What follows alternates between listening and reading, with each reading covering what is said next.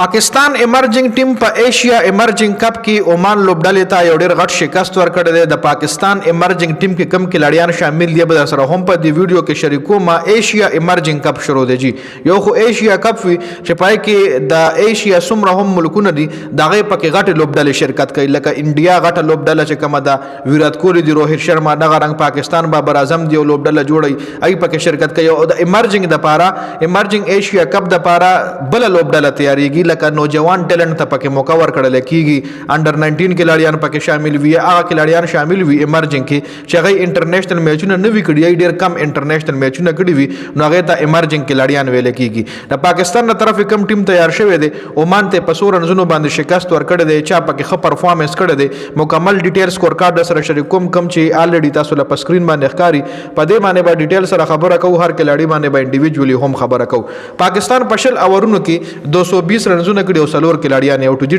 20 فارمیٹ کې دا امرجنګ ایشیا کپ ته 14 نومبر نه شروع شو نن اور تقریبا 24-25 نومبر پورې لکه 10-12 ورځو کې به دا ټورنامنت ختميږي.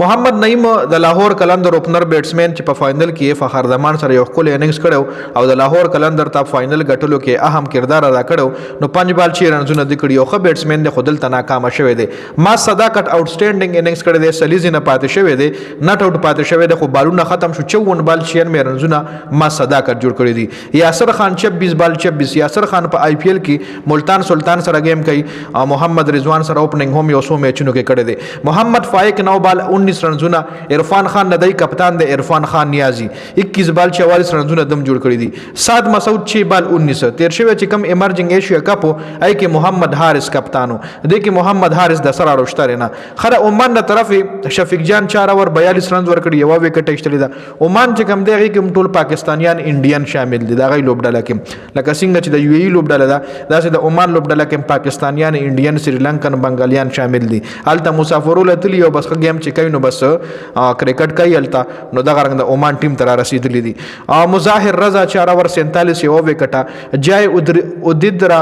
2 اور 29 یو وکټه وسیم علی 4 اور 31 یو وکټه سمای شریواستوا 4 اور 26 وکټ یو هم ذکریا اسلام 1 اور 20 او نرای سای شو 1 اور 20 رنونه وکټو نه بالنګ چې کم دی د اکانومي او د وکټ لحاظ سره چې کم دی هغه پکې وسیم علی کړی دی چې 4 اور 31 یو وکټ ایشتلی دا نور ټول زیات سکور ور کړی دی. په جواب کې د عمان لوبډلې ورپسې هم 180 رنونه کړی دي شل اور مکمل واخلي دي 180 رنونه کړی دي او پاکستان دا میچ په 40 رنونو باندې ګټلې دي. اوس 180 عمان سره چا کړی دي حماد مرزا 27 بال 34 سفیان یوسف 3 بال 3 کرن سوناوایل 18 بال 26 وسیم علی 9 بال 5 اوپنران خو بيخینا کام شوی دي میډل ډرم ناکام شوی دی خطه بادران ور سره سکور کړی دی.